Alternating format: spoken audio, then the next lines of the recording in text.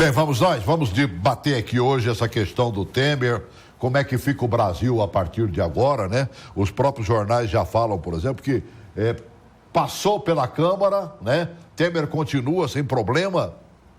A primeira coisa que ele vai fazer é tentar melhorar a situação do rombo maravilhoso de 139 milhões, que deve pular para uns 150 no mínimo, né? Estou recebendo aqui 2 cientistas políticos, começa aqui com o Gabriel, né? Gabriel Rossi, obrigado por ter vindo, viu? Eu que agradeço mais uma vez. Muito obrigado pelo convite, Celso. Obrigado, professor Rossi, pela companhia. É sempre um prazer estar aqui no seu programa, Celso, para poder falar de política, principalmente num dia enquanto está tendo uma discussão ao vivo, né, do prosseguimento do processo contra o presidente da República. Então é um dia memorável para a política nacional, talvez não de uma forma boa, mas é memorável e super importante, então é um grande prazer poder estar aqui. Você acha que com o que está acontecendo ali, nós saberemos o que será do Brasil a partir de amanhã? Com certeza, Celso. Hoje a votação em si não é o resultado se vai se dar prosseguimento à denúncia ou não. A votação em questão hoje é o tamanho da base de apoio do presidente. Hoje vai ficar definido qual é o tamanho real da base de apoio do presidente no maior momento de crise de representação dele. Então, a partir de amanhã, o presidente verdadeiramente vai saber quem são os seus aliados, quem são os que estão em cima do muro, né? E quem são os seus opositores. A partir de amanhã, a estrutura de governabilidade dele se torna muito mais forte, porque ele vai saber com quem ele pode contar.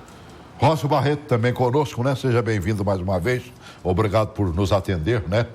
No chamado de sempre. Rócio, muda o que a partir de agora? Você tem acompanhado isso, né? O Rócio me joga de vez em sempre. Não falei que ia acontecer, não disse que isso estava acontecendo, né? É verdade. Então, essa é uma realidade. Então... Uma realidade. Muito boa tarde, obrigado pelo convite. Boa tarde, Gabriel, a você de casa. É um prazer enorme poder participar aqui e discutir esse momento agora. Celso, o que acontece a partir de agora, Gabriel colocou bem, é o presidente saber medir qual o tamanho da sua base, que enxugou, reduziu bastante. A conversa do presidente hoje, independente de quórum, independente de todos os cenários, o presidente hoje não consegue, o governo não terá aprovado a denúncia de corrupção do presidente Temer. Não vai ao STF com a votação na Câmara dos Deputados nesse momento. Independente se vai ter 500, se vai ter 400, se vai ter 300, não vai. Ele tem votos suficientes para não levar essa denúncia acima. Até porque ele não precisa desses 342, ele precisa de 170 exatamente. e 1. 171. Os 342 seria para começar a votação. Isso aí ele ganha, porém ele sai muito desgastado, ele está fazendo um lobby com os parlamentares da seguinte forma: libera a emenda fazendo um lobby, comprando apoio parlamentar com dinheiro do contribuinte. Isso é muito grave, as pessoas têm que ficar um pouco ligadas nisso. A mídia tem informado tudo isso de uma forma tranquila, normal, porém a gente não deve aceitar isso como normalidade. Isso aí seria como um mensalão legalizado. Porém, esse mensalão legalizado é com o dinheiro do contribuinte. E isso a gente não pode aceitar. Mas agora, no decorrer disso daí, ele vai tentar fazer esses acordos, manter esse apoio parlamentar para continuar sangrando até o final do mandato. Porém, virá outras denúncias ainda. O procurador deve apresentá-lo, fazer novas denúncias, oferecer nova denúncia para a Justiça, e essas denúncias terão que ser aprovadas também pela Câmara. Talvez o presidente não consiga se sustentar com outras denúncias.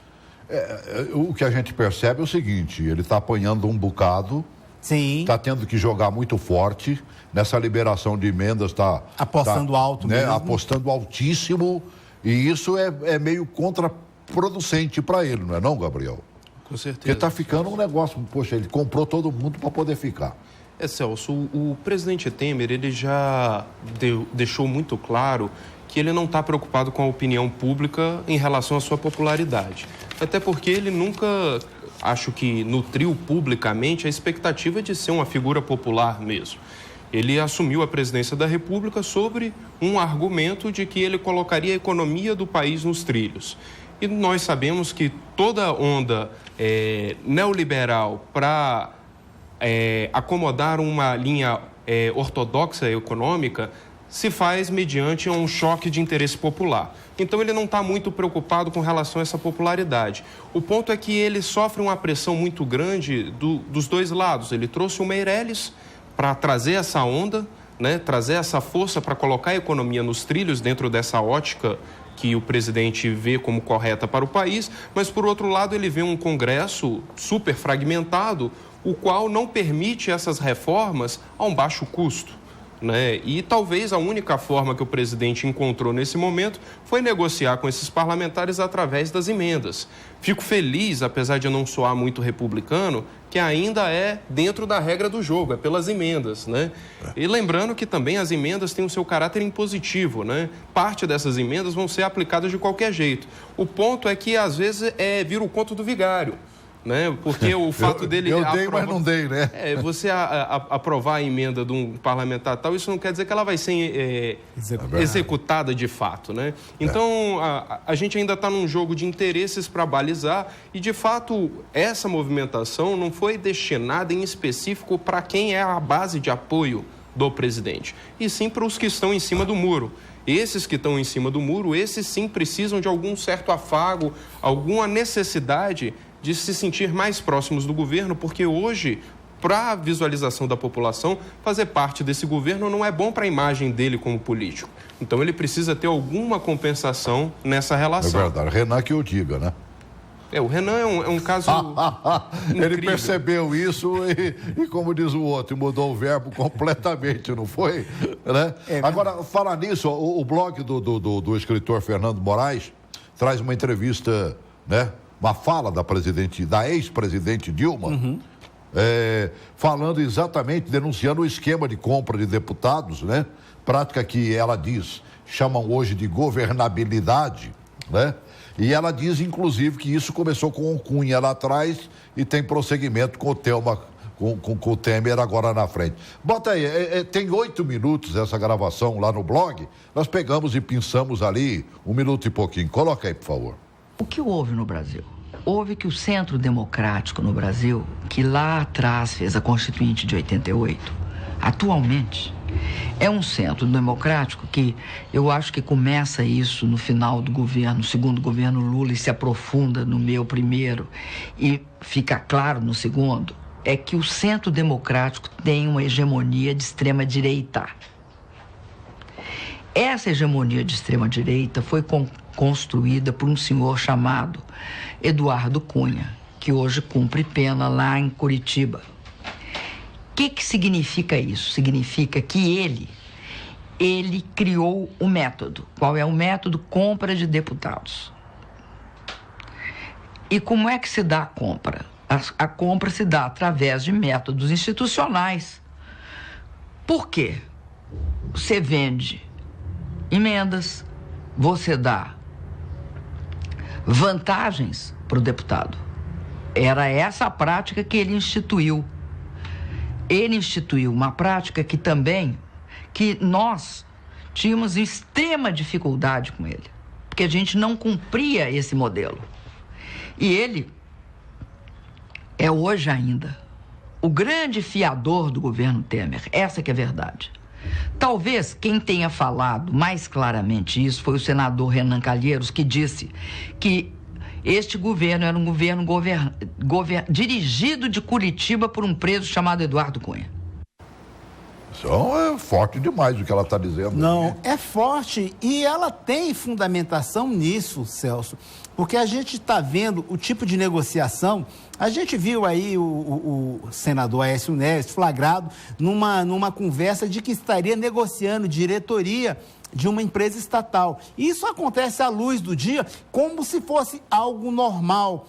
Para manter a governabilidade, fazer esse tipo de negociação, negociar cargo comissionado de pessoas que deveriam estar ali prestando um serviço para a população, um serviço de qualidade, um serviço de conhecimento técnico, mas, no entanto, está barganhando politicamente para que o parlamentar dê o apoio ao presidente e apenas abaixe a cabeça ao tipo de votação que vai ser colocada em pauta. Hoje seria interessante acabar a votação hoje dessa denúncia, seria importante para o governo e também para o presidente da Câmara, que também sofre desgaste. Como você falou anteriormente, muitos políticos não querem se ver acostado ao presidente defendendo o de uma denúncia contra a corrupção. Os parlamentares não querem estar juntos, aparecer na fotografia. Com o presidente nesse momento, o que era diferente há um ano atrás. Não, esse é o presidente que tirou a presidenta Dilma e que vai botar o Brasil nos eixos. Antes, há um ano atrás, os parlamentares queriam estar junto ao presidente. Hoje já não há mais esse interesse. Então, é vergonhoso fazer esse tipo de situação. Agora, uma pergunta que eu faço, onde é que está o povo? Veja bem, no tempo do impeachment da própria ex-presidente, né, da Dilma Rousseff, né? O povo estava na rua. Quando foi para votar a questão do Cunha também, né, o afastamento dele, o povo compareceu. Teve até um pega para capar e tudo mais, né? Tamanho era a fúria, né, de alguns. Agora, nesse momento, por exemplo, eu não estou vendo nada acontecendo para forçar uma barra dentro embora os movimentos sociais tenham dito, né, que fariam alguma coisa. E muito mais os movimentos ligados aos sindicatos. Cadê esse povo? Bem, Celso, a gente tem duas situações. A primeira é que, com a aprovação da reforma trabalhista, os sindicatos agora precisam se organizar contabilmente, financeiramente, porque a contribuição sindical deixou de ser obrigatória. Então, eles têm o seu problema interno de gestão para também poder se organizar e mobilizar. Esse é um fator micro dentro da estrutura. Mas a gente tem um fator macro que é muito mais relevante, que é o fato da população não se posicionar por não vislumbrar um passo seguinte. O brasileiro tem muito dessa consciência, né, de não ser contra simplesmente por ser contra, né? A população brasileira não se suporta nisso. Ele se suporta num novo projeto. Quando teve o impeachment da presidente Dilma, era muito claro as posições. Você teria os brasileiros que manifestaram a favor da manutenção da presidente Dilma e os brasileiros que se manifestaram pela alternativa pelo presidente Temer. Hoje, o cenário que se apresenta é a saída do presidente Temer e o outro lado a gente não sabe qual seria esse outro lado.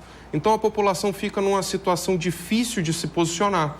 Como eu vou me posicionar em retirar o presidente Temer se eu não sei nem quem são os nomes possíveis para entrar no lugar dele, né? Lembrando que como não foi aprovado a PEC, né, para a eleição direta, e também não acredito que exista a menor possibilidade disso, caso o presidente Temer venha a cair, a gente terá uma eleição indireta. Então será esse Congresso que tem essa baixa avaliação da população, que vai escolher quem vai ser o presidente da República. Então, o cidadão brasileiro, quando avalia essas coisas, ele fica com aquela ele fica com aquela sensação que não adianta tirar o presidente. Se escolher através dos nossos representantes. Celso, agora, com relação à manifestação das pessoas, as pessoas irem à rua, ela não tem uma objetividade e também não tem algo por trás das cortinas que os incentive a irem às ruas. Porque hoje, a sangria do presidente Temer até o dia 31 de março ou 31 de dezembro de 2018 é interessante para a situação e para a oposição.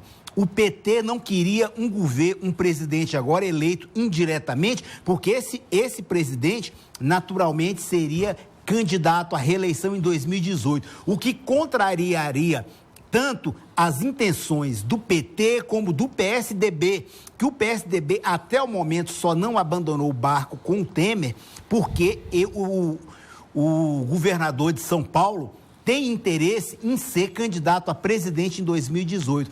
E elegendo um presidente agora, um presidente tampão, para 2017... Correria o mesmo risco correria o mesmo risco. Ocorrendo. Exatamente. Então, o Temer sangrar... um candidato forte que ficou 1 ano e pouco no poder e pode fazer alguma coisa e agradar.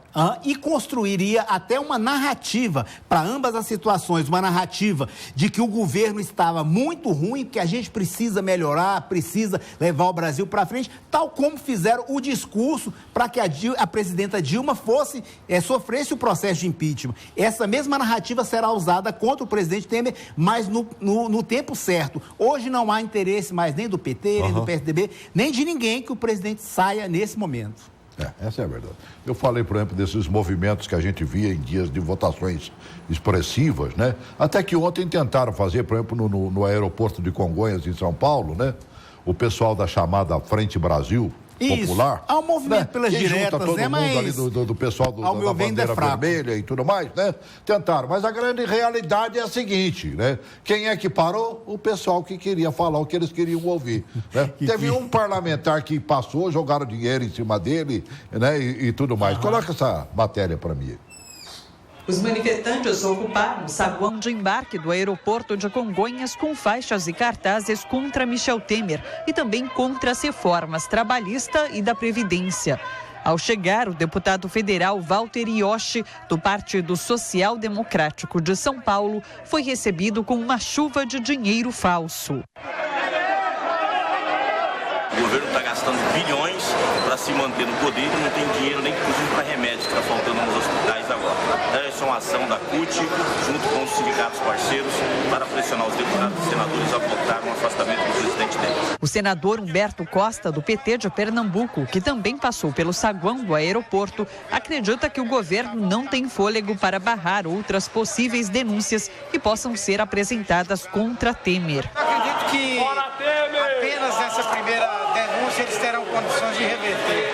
Na segunda em diante, só um suicida votaria para salvar Michel Temer. O deputado federal Valmir Pracidelli, do PT de São Paulo, ressalta que, neste momento, a pressão dos brasileiros é fundamental. Nós queremos, evidentemente, que toda a sociedade participe, se mobilize, cobre os deputados e que a gente possa estancar essa sangria, tirar essa quadrilha que está governando o Brasil e retomar o país com eleição direta com o protagonismo do povo. Você que me falou agorinha. Que deveria estar fazendo isso aqui no aeroporto de Brasília, deveria fazer, né? Aqui uma movimentação desde domingo, grande já devia estar de plantão em Brasília, aí, né? desde domingo está fazendo esse aqui. Todo mundo sabia que o presidente ontem ia jantar na casa de um deputado, fazer uma movimentação na quadra para que desse imprensa e para que as pessoas vissem que a população não está gostando dessa situação. E que a base desses deputados visse essas reportagens e mostrasse para muita gente, porque muita gente, Celso, não sabe o que o deputado está votando, se está a favor, se está contra, se é a favor do Temer, se o Temer foi denunciado por corrupção ou por qualquer outro tipo de coisa. A base tem que saber, a base que elegeu os deputados, que colocou esse Congresso aí, tem que ser informado do que está acontecendo, e muitos nem sabem. E para que isso aconteça, tem que ter manifestações, movimentações. Pelo que eu percebi hoje, a tentativa de explicação, eu acompanhei o princípio desta reunião da Câmara. Aliás, bote um pouquinho mais dessas imagens, nós estamos com um probleminha de falta de som, para me conversar um pouquinho com os colegas aqui. Carlos Júnior, pode deixar aí a imagem e deixa o microfone aberto para a gente aqui, até para a gente dar uma observada se já começaram a votação lá. A preocupação deles era explicar, porque no dia que nós vimos a primeira votação que teve lá na CCJ, votava-se de uma maneira. Sim era uma coisa, não era outra.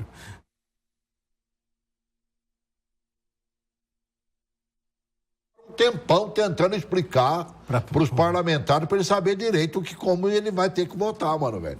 Isso não dá um nó na cabeça, não. Você trabalha lá dentro, está sempre lá dentro da Câmara, você sabe disso. Assim, Celso, basicamente a gente tem que entender. A gente vota o parecer do relator. Né? Então, na comissão, o parecer do relator era pelo prosseguimento da denúncia. Então, você teria um sim ou não vinculado a isso. Foi vencido esse voto, se tomou como voto vencedor de um outro parlamentar que mudou a lógica da votação novamente. Agora, quando chega no plenário se vota a matéria. As imagens no ar estão com áudio normal. É aqui que não está coletando, tá?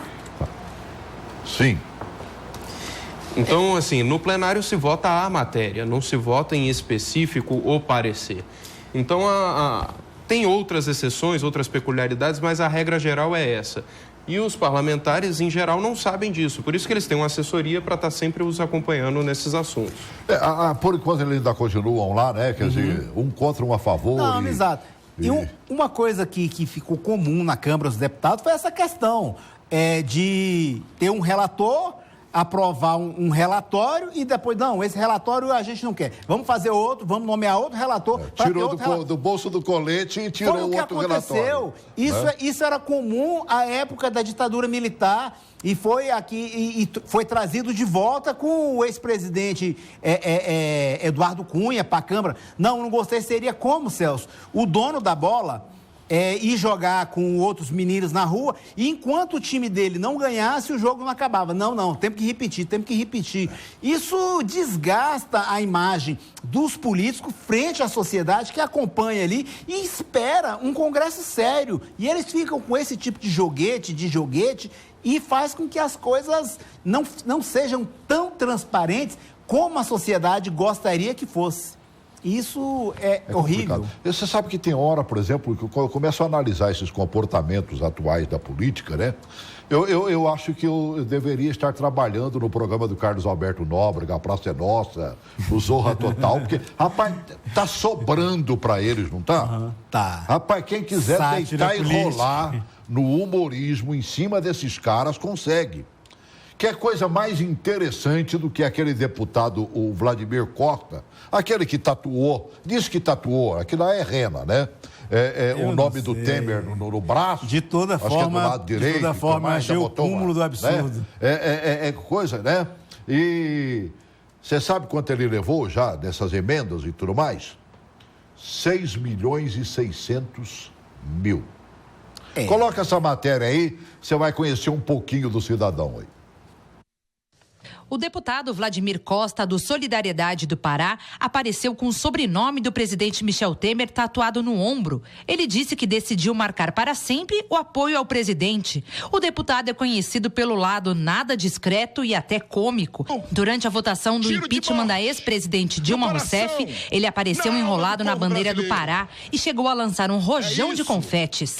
Vladimir Costa defendeu o ex-deputado Eduardo Cunha no processo de cassação, mas no último momento mudou de lado. Agora trabalha para derrubar na Câmara a denúncia de corrupção passiva contra Temer. Segundo a ONG Contas Abertas, ele conseguiu liberar 6.600.000 reais em emendas nos últimos 2 meses. No 4º mandato, Vladimir Costa foi o deputado que mais faltou às sessões da Câmara em 2015. Há um ano, foi cassado pelo TRE do Pará por uso de Caixa 2 na campanha. Ele recorreu da decisão em primeira instância e se mantém no cargo. Ele também responde a processo por peculato no Supremo Tribunal Federal, acusado de receber 265 mil reais de um funcionário fantasma da Câmara dos Deputados. A denúncia é a partir de um assessor parlamentar que afirmou nunca ter exercido o cargo.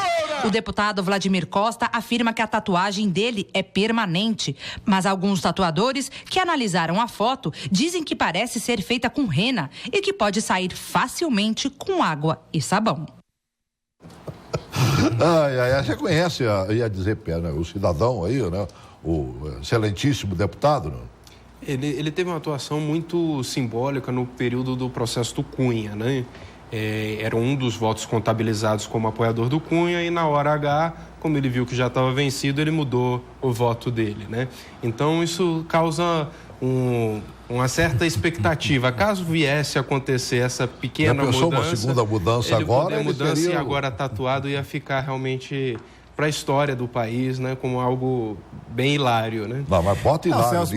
Aquela da votação que ele, como é que chama aquele negocinho confete. Que ele jogou confete para cima lá, um rojãozinho de alguma coisa lá. Agora, Celso, independente de ser rena ou tatuagem permanente, é absurdamente absurdo um cidadão fazer uma situação dessa. E agora, veja bem, para esse deputado estar no Congresso, ele teve que ser eleito. Ele foi eleito por uma base. O que a base dele deve estar pensando? Porque o camarada que responde por peculato teve um mandato cassado e está numa dessa.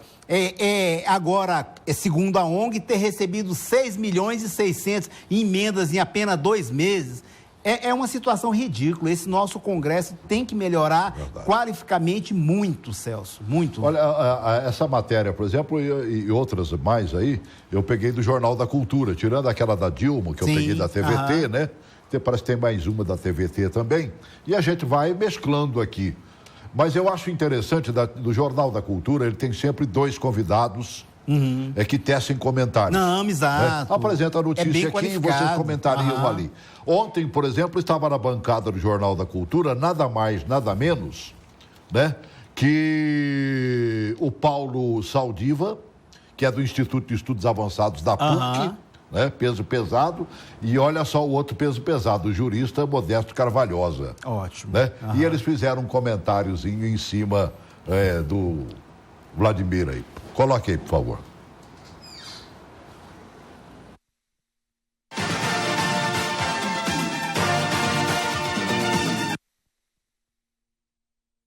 Eu fiz um cálculo do comprimento linear da tatuagem e dá mais ou menos R$100.000 por centímetro. Então eu acho que saiu barato, ainda mais porque não vai durar muito. Porque o observador mais atento vai notar que aquela camiseta amarela muito bonita que ele está usando está suja com a rena. Que ele deve ter inadvertidamente passado antes da tatuagem, da fidelidade. É o primeiro caso de fidelidade fluida que eu conheço na história da tatuagem mundial. Bom, você vê aí por esse deputado que é um caso patológico, né? Quer dizer, você vê a representação que nós temos no Congresso, esse nível de representação no Congresso. Ver se a população realmente está em acordo com esse tipo de deputado que nós temos lá. E nós vemos também que ele já ganhou 6 milhões de emendas parlamentares, em que essas emendas parlamentares são aquelas em que os deputados são sócios do orçamento. Eles são sócios do orçamento, eles não estão ali para vigiar o orçamento, fiscalizar o orçamento, eles são membros do orçamento. Então, quer que eu vote a seu favor para você não ser processado?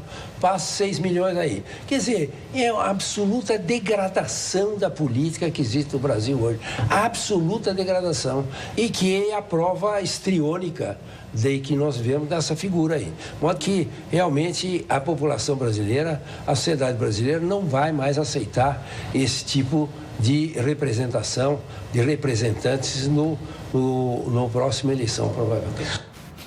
Professor, jurista aí, meu Deus do céu, matou a pau, né? Agora gostei também do professor da PUC, né? Fez a medida lá, disse que gastou 100 mil por centímetro, né?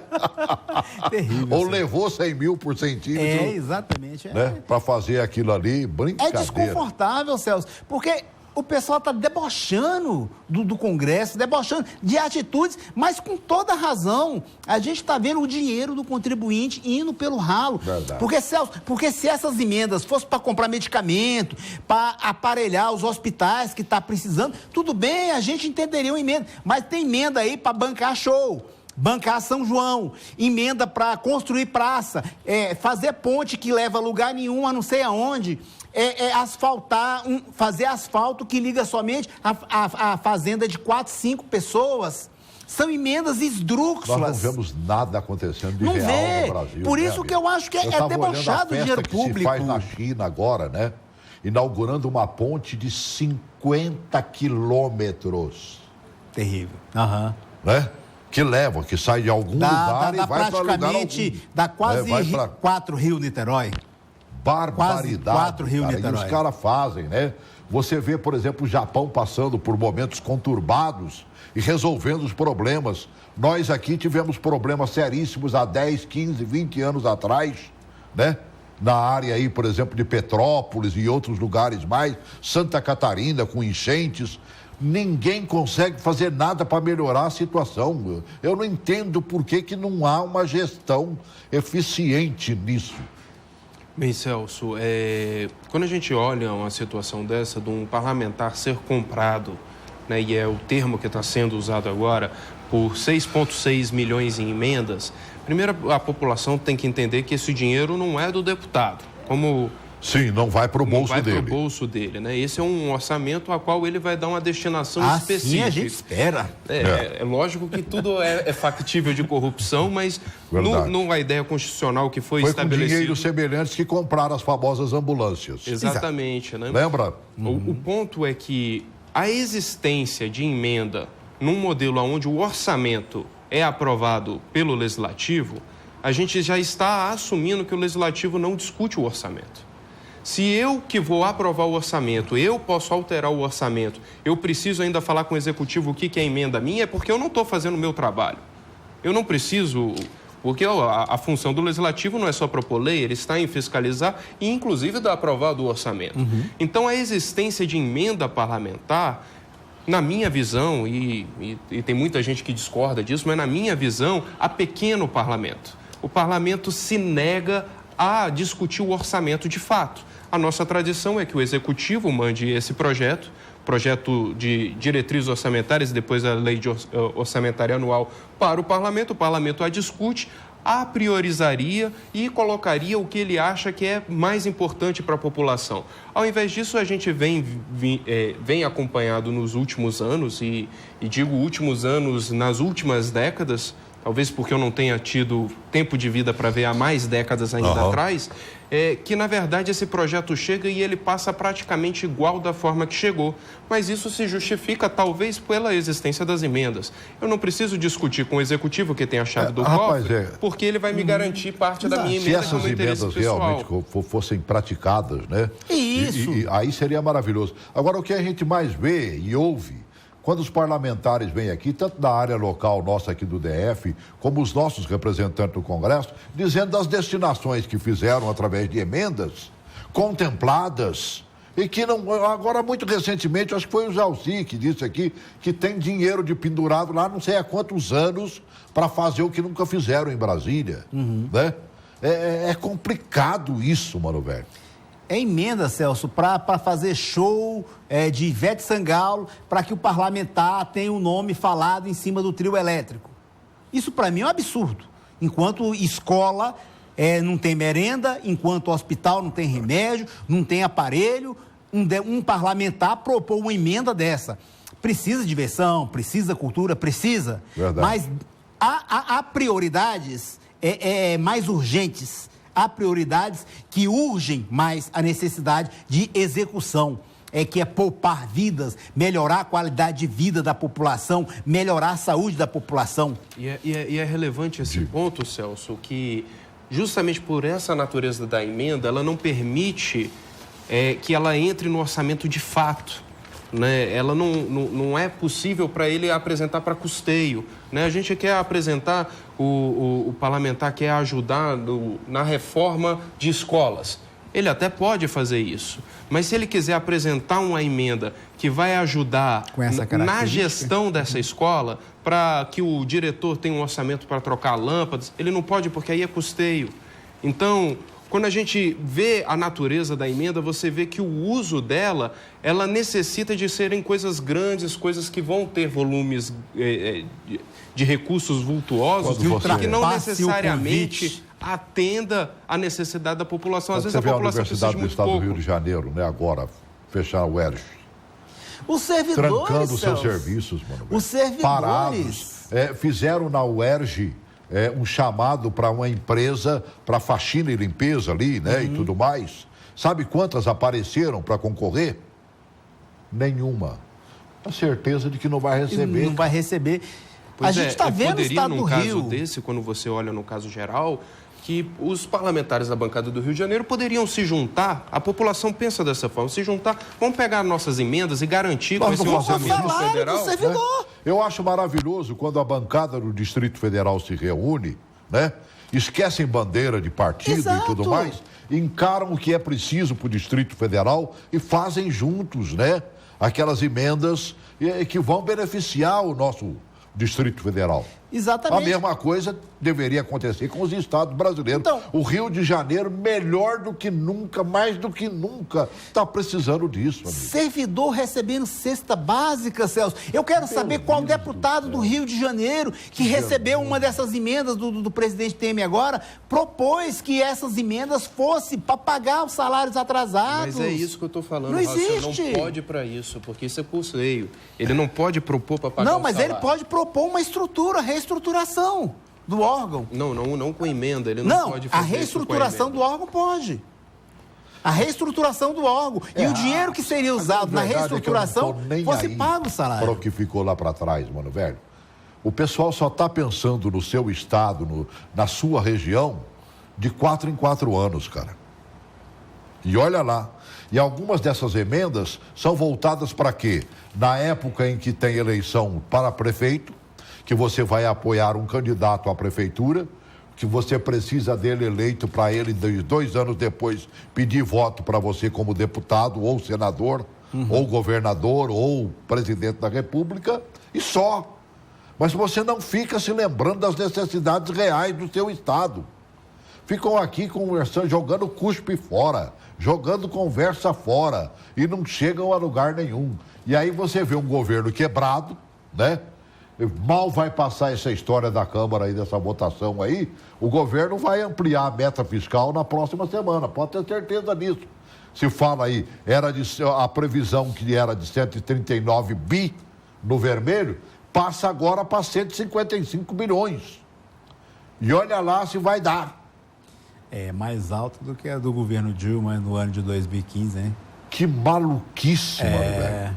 Isso de trabalhar no vermelho é como nós já teríamos ido à falência 1000 vezes se fizéssemos na proporção salarial que nós temos, se nós jogássemos igual o governo joga. Celso, agora explica para a população, para a sociedade que está ali juntando seu dinheiro para pagar as contas, que o governo tem um déficit aproximadamente de 155 bilhões, como você falou aí, e que precisou aumentar o imposto da gasolina, que nós falamos aqui antes, né? Certo. Nós falamos o imposto da gasolina para poder manter essa meta fiscal. Agora explica para a sociedade que o governo está em bancarrota, está falido, não tem dinheiro para pagar suas contas e, no entanto, faz essa movimentação de emendas que chega a 2 bilhões. Dinheiro que poderia ser preservado nesse momento e gasto no momento de melhor bonança, como diz você. Explica para Dona Maria, lá da favela do Mingau, essa situação. Não há como explicar. Parece que todo governo no Brasil reage dessas maneiras que estamos vendo aí. Ó. Você pega comum, o Jornal de Brasília de hoje, né? Reajuste de servidor não deve ser pago no atual governo. Está falando aqui do servidor do Distrito Federal. É verdade. Na área federal estão falando a mesma coisa. Que o suposto aumento que eles deveriam dar ao servidor público federal não vai acontecer também. O que foi proposto anteriormente, foi incluído no orçamento. E não falta quem queira mais. É lógico, sem dúvida. Juízes querem 41% de aumento. Representantes de magistrados pedem reajuste à Carmen Lúcia, né? Janot chega à comissão, delega à comissão corte de custeio para elevação salarial. Rapaz, é uma coisa... Poxa vida, que dia, eu fico imaginando o dia que o governo realmente vai fazer o que nós fazemos em casa. O seu dinheiro hoje, o seu salário continua o mesmo, você não compra o que comprava ontem, tentar explicar essa história de que o povo vê no supermercado, a dona de casa principalmente, que está gastando mais dinheiro. E eles tentam explicar. Né? É aquela famosa inflação que eles pegam tudo. Do avião, o avião não aumentou, mas eu não como e nem compro avião. E nem ando de avião. A mesma coisa no supermercado. O uísque, né, de 15, 20, 30 anos não aumentou. Mas eu não tomo uísque. Olha, o trem ruim, né? Meu Deus do céu. Então, sabe, o povo come arroz, feijão, tomate, carninha, quando tem, não é mesmo? Né? Nem que for com um pedacinho de osso para fazer o sopão lá, e é bom, é gostoso, né? Então é nisso que tem que se pensar, sabe? Pensar no cidadão, mano, velho. Nas necessidades básicas, né, Celso? Nas necessidades básicas do cidadão. É tão simples, né? Você citou, né, escola, né? Destinações escolares, né? Aí eu citei o caso da Universidade do Estado do Rio de Janeiro, a UERJ. Ela é uma só. Meu Deus do céu, que loucura, né? Deixa eu atender aí. Rudinei, né? Oi, Rudinei, boa tarde. Diga, meu irmão. Boa tarde. Diga, boa querido. Tarde. Boa tarde, pode falar. Boa tarde. Meu nome é Ednei. Ednei, desculpa. Tinha que ter uma reforma política para poder acabar com essas vantagens que o político é muito político recebendo uma vantagem muito acima do salário deles. Certo. Aham. Por que eles não cortam isso? Só quer cortar de quem não tem. Só. Verdade, Irinei, é verdade. Meu Deus do céu. Opa, caiu aí, né? Tava dando um lusco-fusco aí, mas deu para entender direitinho. Aliás, desde que me conheço por gente, eles falam em reforma política no Brasil. Mas... Nunca fizeram. É aquela situação, Celso. Uma reforma política feita por político jamais vai fazer uma reforma que atenda a sociedade e deixa de atender os políticos. Eles só vão reformar o que melhor lhe convier naquele momento. Se algo é conveniente nesse ano para as eleições de 2018, será reformado. Se para as eleições de 2020 essa reforma feita não for mais conveniente, não será feita. Tal como o que aconteceu com o financiamento, a doação de pessoa jurídica. Foi proibido. Existe a possibilidade de voltar o financiamento de pessoa jurídica esse ano para valer o ano que vem e eles não fazerem o financiamento público de campanha. Então, eles votam de acordo com a necessidade deles e com a conveniência daquele momento. E não vota nada a favor do povo. Uma campanha política só com o dinheiro que viria do governo, né? Para manter essas... Mas, rapaz, você não chegaria a lugar nenhum. Esses caras gastam uma fortuna incalculável para cada campanha dessa, né, Gabriel? Pois é, Celso, eu acho isso um ponto de suma importância para o debate, né? A gente criou uma tradição no país das campanhas serem muito caras, né?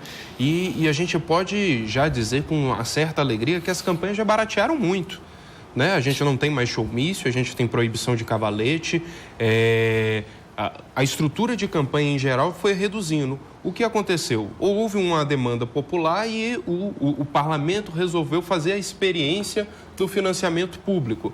O que eles chegaram à conclusão que é praticamente inviável fazer campanha na estrutura de um país continental como o Brasil sem onerar o contribuinte.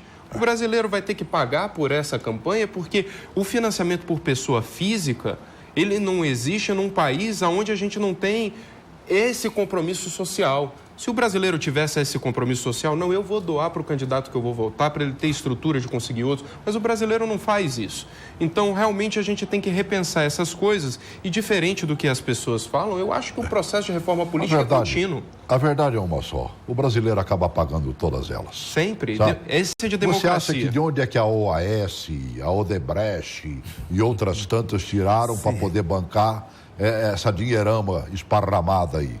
Você acha que a Friboi não tira na carninha que você morde todo dia, ou pelo menos uma vez por semana, ou uma vez por mês? Para quem pode é verdade, né? Naquele pezinho de frango que você dá uma chupada ali, né? Meu Deus do céu. Ô Maria Rosa, boa tarde, querida. Rosa?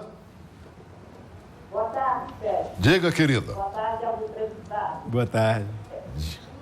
Diga, irmão. É o seguinte, reforma política, quem tem que fazer são os eleitores em 2018. Claro. Porque enquanto se o eleitor não souber fazer a reforma em 2018, vai continuar essa baderna que está aí hoje.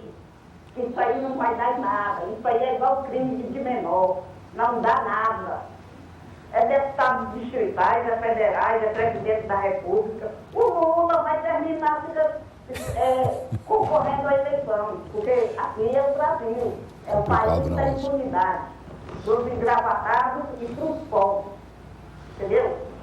Cabe ao eleitor fazer a reforma política em 2018, senão vai morrer todo mundo de fome um dia ainda e não vai demorar muito não. Tá bem. Vai tirar de quem não tem e aumentar o deles que já ganham demais, já ganham o suficiente. Muito obrigado, boa tarde. Grande abraço. Você esqueceu de falar do Bolsonaro hoje, Maria. Né? Ela é a fãzona. Aliás, falei pro Bolsonaro de você, viu, Maria Rosa? Ele vai quer conhecê-la. A Maria Rosa, ela tem razão no que ela fala. Que quem tem que fazer a reforma é os eleitores em 2018. Rapaz, é o único momento em que todos os brasileiros são iguais. São iguais. É quando vota e quando morre. Verdade. É quando morre não, porque o teu enterro pode ser num caixãozinho meia boca. É verdade.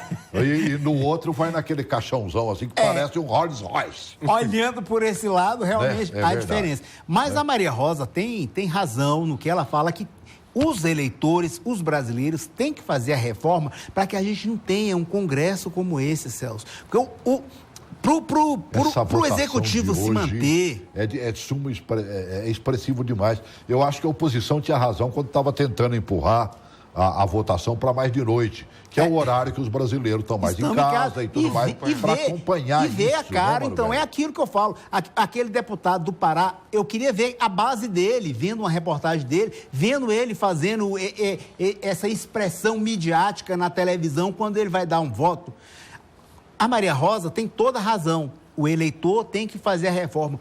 Mas para que o eleitor faça essa reforma, como lhe convém, é necessário que essa reforma política colocada agora não deixe o eleitor de expressar seu movimento. Porque, por exemplo, Celso, se for criado a lista fechada, pessoas como a Maria Rosa, o seu João, que mora ali na Ceilândia, a Dona Maria na favela do Mingau, elas podem votar em quem quer que seja. Se o primeiro nome da lista que tiver, o voto dela vai ser para aquele, vai eleger aquele parlamentar que está ali no topo da lista e vai fazer com que continue esse Congresso. Então as pessoas têm que se manifestar e não deixar com que isso aconteça. E são 2 meses, hein? Que tem que ser feita essa reforma política. Vamos esquecer o Temer agora e vamos trabalhar em cima dessa reforma para ser aprovada em 2 meses para valer para as eleições de 2018. Tá certo. Terrível. Obrigado por ter vindo, Rossi. Muito obrigado. Gabriel, não sobrou tempo para nós dois. Não tem problema, não. Tá bom? A gente marca um próximo programa, vamos detalhar fazer mais. Um próximo e rapidinho, tá bem? Com certeza. Tá bom? Obrigado por ter vindo, obrigado. Olha, você vai continua acompanhando, né?